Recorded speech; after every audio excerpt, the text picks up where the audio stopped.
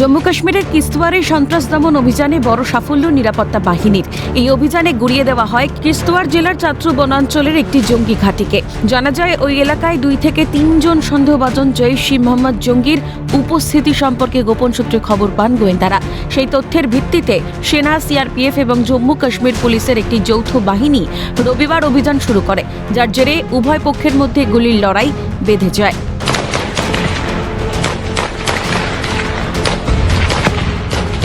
এই সংঘর্ষে বেশ কয়েকজন সেনা জওয়ান জখম হন। তাদের মধ্যে কয়েকজনকে চিকিৎসার জন্য হেলিকপ্টারে করে অন্যত্র সরিয়ে নিয়ে যাওয়া হয়।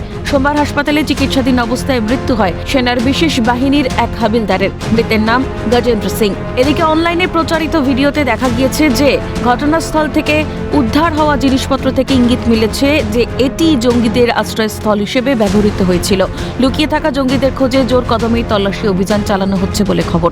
অন্যদিকে আগামী 26শে জানুয়ারি পালিত হবে 77তম প্রজাতন্ত্র দিবস। তার আগে দেশের জাতীয় রাজধানী অঞ্চল জুড়ে নিরাপত্তা ব্যবস্থা জোরদার করেছে নিরাপত্তা সংস্থাগুলি। ইতিমধ্যে রাজধানীর রেল স্টেশন, বাস টার্মিনাল এবং বাজারে সন্ত্রাসবাদীদের সন্ধান চেয়ে পোস্টার লাগানো হয়েছে প্রশাসনের তরফে। দেশের রাজধানীতে নাশকতামূলক কর্মকাণ্ড রুখতে প্রশাসন যে তৎপর তা বলাই বাহুল্য। ক্যালকাটা নিউজ।